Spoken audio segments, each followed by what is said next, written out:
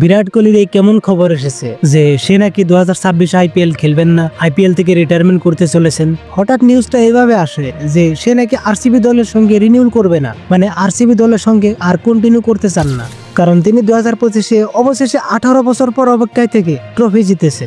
এই খবর শোনার লগে লগে আরসিবি ফ্যান ভেঙে যায়। বিরাট কোহলি যাকে ছাড়া আরসিবি টিম ডাইরেক্ট অসম্পূর্ণ, মানে বিরাট কোহলি মানে আরসিবি, আরসিবি মানে বিরাট কোহলি।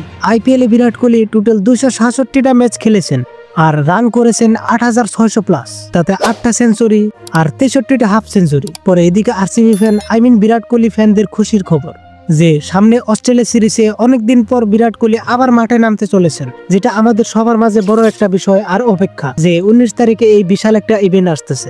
তো অন্যদিকে আবার খারাপ খবর যে বিরাট কোহলি অস্ট্রেলিয়া সিরিজের পর রিটায়ারমেন্টও করতে পারেন বলে জানা গেছে, বাট এটা এখনো ফাইনাল এবং কনফার্ম নিউজ হয়নি যে রিটায়ারমেন্ট করবেনি, কিন্তু সম্ভাবনা আছে। তো হঠাৎ যদি তিনি অস্ট্রেলিয়া সিরিজের পর রিটায়ারমেন্ট করেন, এদিকে আইপিএল থেকেও রিটায়ারমেন্ট করেন, তাহলে আমার মনে হয় না যে ক্রিকেট আগের মতো মানুষ কন্টিনিউ দেখবে, কারণ অধিকাংশ মানুষই এই বড় প্লেয়ারদের ফ্যান, যেখানে বিরাট কোহলি, MS ধোনি, রোহিত শর্মা। বর্তমান যেমন MS ধোনির ফ্যান হয়তো কিছুটা ক্রিকেট দেখা বন্ধ করে দিয়েছে কারণ ধোনি রিটায়ারমেন্ট করেছেন। তো এই বিরাট কোহলির ফ্যান যারা ছিলেন তারা হয়তো বিরাট কোহলির রিটায়ারমেন্টের পরে ক্রিকেট থেকে সময় কমিয়ে দেবেন।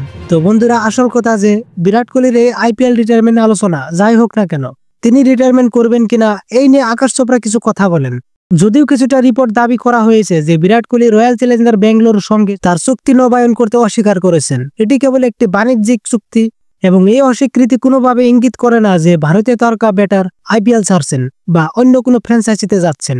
এবং আকাশ চোপড়া তার ইউটিউব চ্যানেলে শক্ত করে বলেন যে কোহলির আরসিবি ছেড়ে যাওয়ার কোনো পরিকল্পনা নেই। তিনি নাকি একটি বাণিজ্যিক চুক্তি নবায়ন করতে অস্বীকার করেছিলেন, কিন্তু তার মানে কি তিনি অবশ্যই আরসিবির হয়ে খেলবেন। তো যদি তিনি খেলেন তো অবশেষে এই একই ফ্র্যাঞ্চাইজির হয়ে নামবেন। তো বাকি আপনাদের কি মতামত অবশ্যই জানাবেন আর চ্যানেলটিকেও সাবস্ক্রাইব করে পাশে থাকবেন।